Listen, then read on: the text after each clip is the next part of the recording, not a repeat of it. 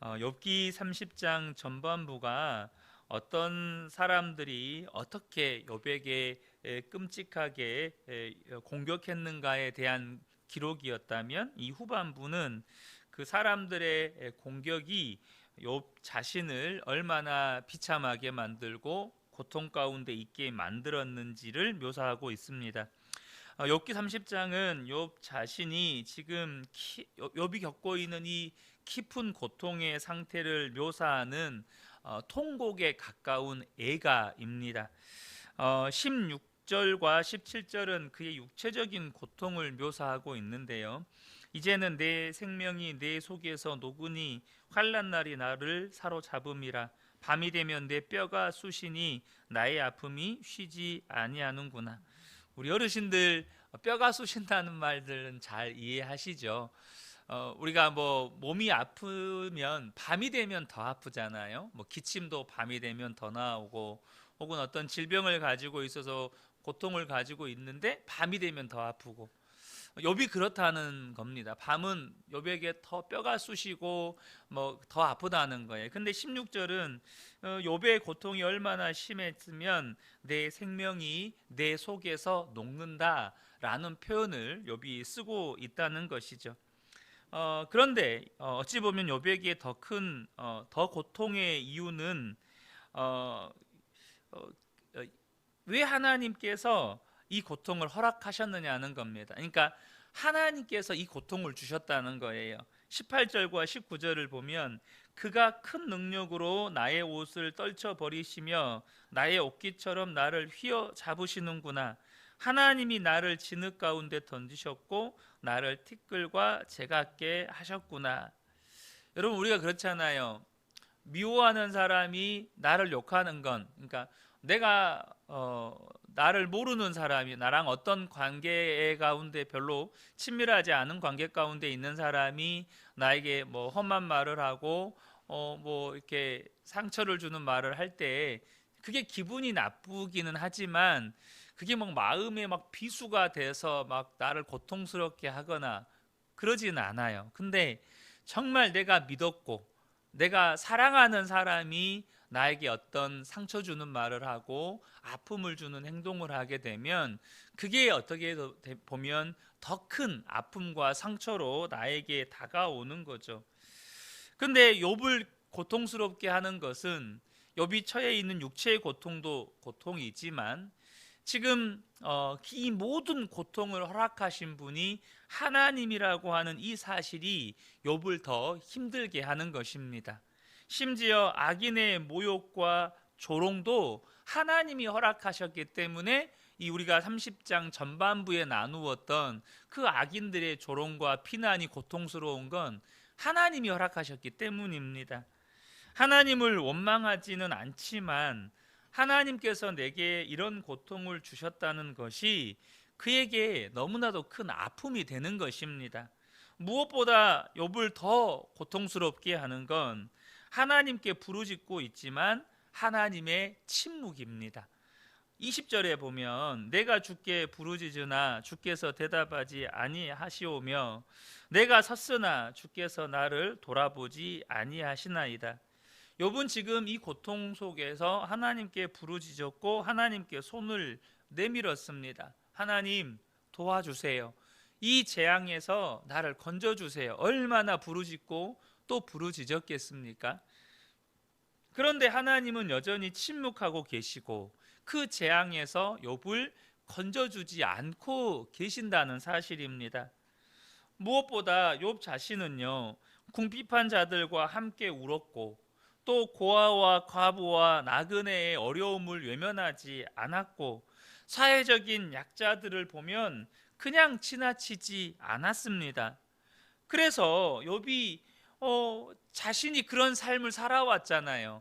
어려운 사람들, 고통당한 사람들 외면하지 않고 그들을 돕고 그들에게 선행을 행하고 살았는데, 지금 당연히 하나님께 부르짖으면 당연히 하나님께서 자신을 그런 재앙 가운데서 건져 주실 것이고 자기에게 찾아오셔서 위로해 주시고 격려해 주시고 회복시켜 주실 것이라고 그렇게 믿었습니다. 그렇게 알았습니다. 그러나 하나님은 욥에게 그가 생각지도 못했던 고난을 주셨을 뿐만 아니라 지금 의인의 간구에도 침묵하고 계시다는 것입니다. 그래서 24절과 25절에 보면 그러나 사람이 넘어질 때에 어찌 손을 펴지 아니하며 재앙을 당할 때에 어찌 도움을 부르짖지 아니하리이까. 여러분, 넘어지면 손으로 땅 짚으시잖아요. 이건 당연한 겁니다. 재앙을 만나면 하나님께 부르짖는 건 지극히 당연한 거예요. 더군다나 그는 25절에 고생의 날을 보내는 자를 위하여 내가 울지 아니하였는가, 빈궁한 자를 위하여 내 마음에 근심하지 아니하였는가. 그는 단 한 번도 어려운 자를 외면한 적도 없다는 거죠. 그런데도 아무도 도와주는 사람이 없어요. 하나님도 안 도와주시는데 누군들 지금 하나님께 욥을 도와주겠습니까? 여러분, 욥의 진짜 큰 고통은 육체의 고통이기보다 하나님의 침묵이 가져다 주는 그 고독과 외로움이었습니다. 여러분은 여러분의 인생에 있어서 가장 큰 고통은 무엇입니까? 아마 여기 계신 모든 분들이 저보다 연배가 더 있으신 우리 성도님들이시기 때문에 인생의 다양한 희로애락을 아마 경험해 보셨을 것입니다. 어떤 분은 돈을 잃어버리신 것이, 그래서 가난을 경험한 것이 큰 고통이실 겁니다. 또 어떤 분은 건강을 잃어버린 것이 큰 고통이실 거예요. 또 어떤 분은 믿었던 사람으로부터의 어떤 배신이 큰 고통이실 겁니다. 또 어떤 분은 자신의 부끄러움과 수치가 사람들에게 드러났던 그것이 엄청 큰 고통이셨을 거예요. 또 어떤 분은 당연히 사랑하는 사람과의 사별이 또 큰 고통이셨을 것입니다. 이 모든 것들은 다 우리에게 엄청난 고통을 가져다 주는 것들이 사실입니다. 그런데 여러분, 저와 여러분이 정말로 예수를 믿는 성도라면, 예수님이 나의 주님이시고 나의 왕이 분명하시다면, 정말로 예수님이 나의 생명이시라면 우리에게 있어서 가장 큰 고통과 두려움은 주님과의 단절이어야 합니다. 주님의 침묵이 우리에게 가장 큰 고통이고 아픔이어야 한다는 것이죠. 다윗의 삶에 참 고통이 많았습니다. 고난이 많았습니다. 우리 인생에 누가 다윗과 같은 고통을 겪어 보았을까 싶을 정도로 다윗의 삶에 아픔이 많았습니다. 그는 어려서부터 부모로부터 인정받지 못했고 늘 천덕꾸러기, 늘 아버지와 아버지의 사랑에서 항상 떠나 있는 존재였습니다. 그래서 그는 어려서부터 거절감, 가장 사랑하고 존경하는 아버지로부터 인정받지 못하는 그런 자식이었습니다.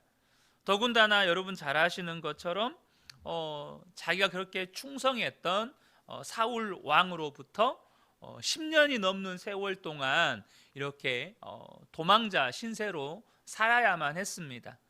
또한 사랑하는 아들로부터 쿠데타를 통해서 엄청난 또 위기에 직면했었던 적도 있었죠.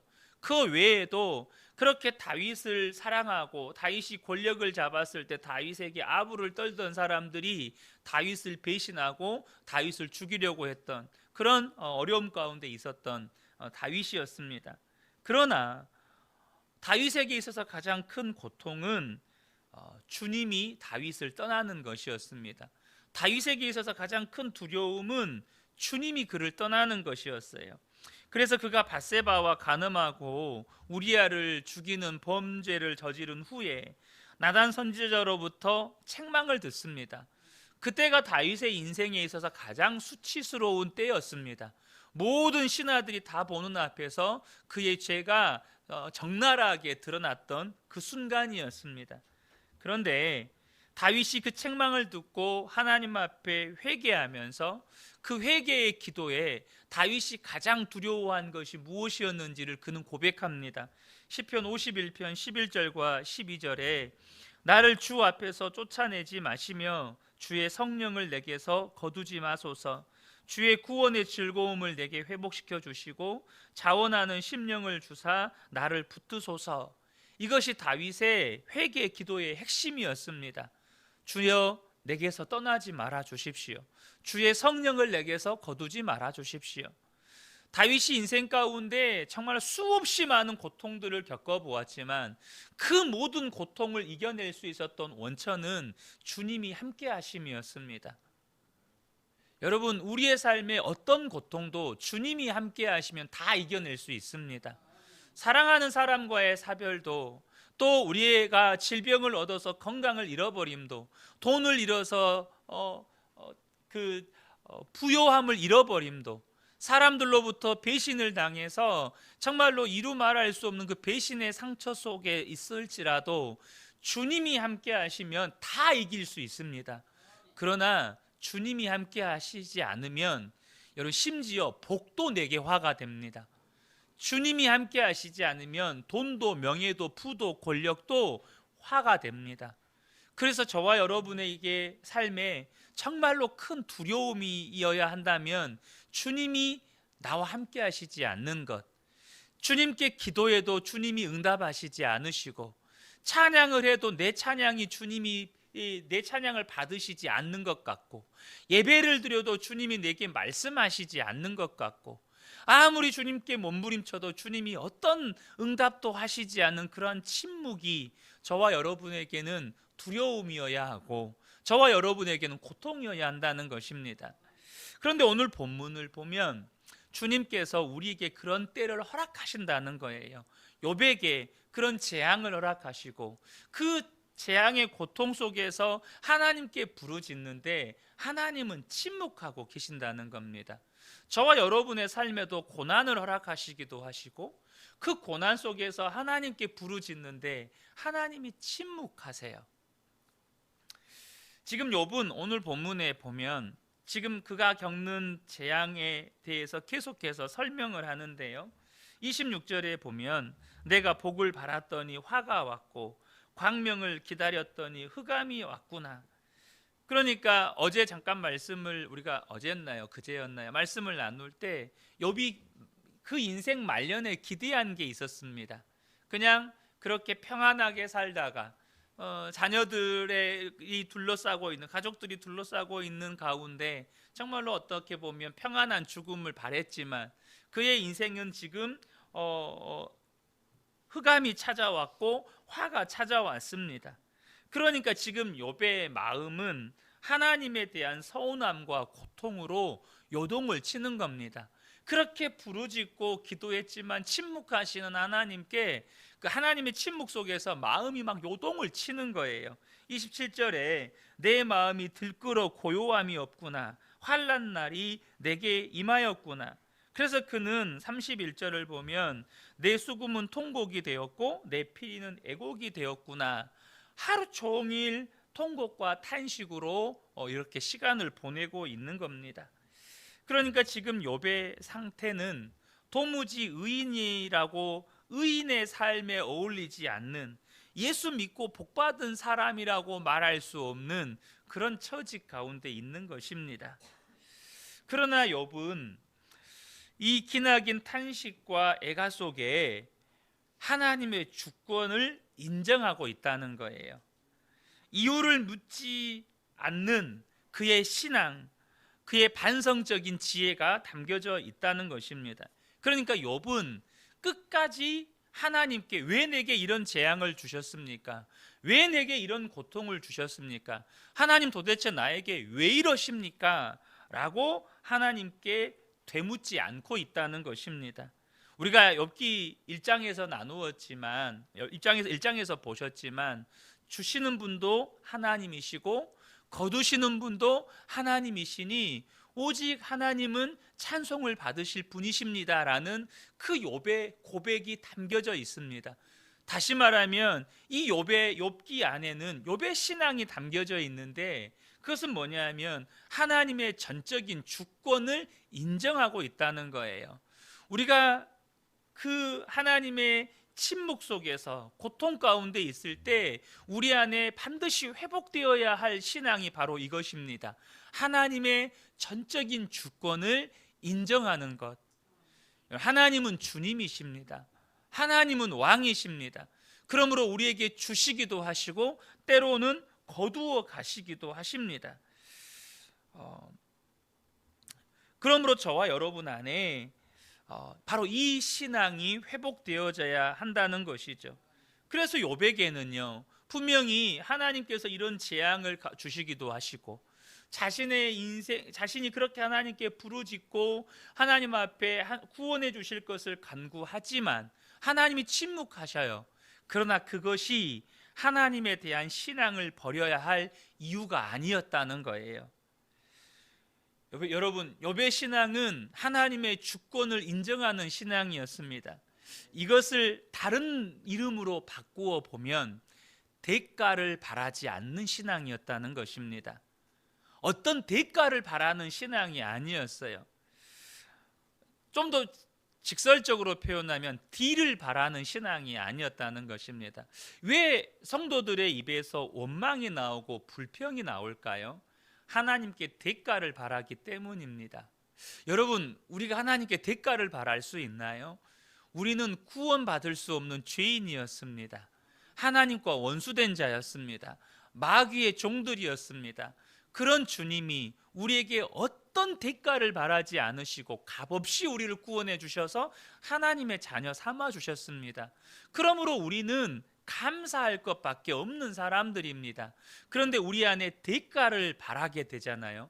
거기에서 원망이 생기고 불평이 생깁니다. 하나님이 내게 이것도 해주셨으면 좋겠고 저것도 해주셨으면 좋겠고 이 기도도 응답해 주셨으면 좋겠고 저 기도도 응답해 주셨으면 좋겠고 그렇게 대가를 바라는 신앙으로 우리의 신앙이 변질되기 시작하면 거기에서 원망이 생기고 불평이 생깁니다. 사람과의 관계, 부부관계도 마찬가지예요. 상대방이 내게 이걸 해줬으면 좋겠고 저걸 해줬으면 좋겠는데 안 해줘요. 그러니까 뭐가 나와요? 상대방에 대한 원망이 나오고 불평이 나오는 겁니다.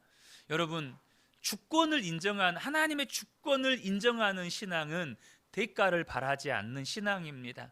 그저 감사할 뿐이에요. 구원해 주신 것 감사, 주신 것도 감사, 안 주신 것도 감사, 거두어 가신 것도 감사. 저와 여러분의 신앙이 이러한 우리의 삶에 예기치 못한 고난 속에서 또 하나님께 구원을 부르짖지만 정말로 침묵하시는 그런 고통 속에서 욥과 같은 하나님의 주권을 전적으로 인정하는 신앙이 회복되는 은혜가 있으시기를 예수님의 이름으로 축복합니다. 아멘.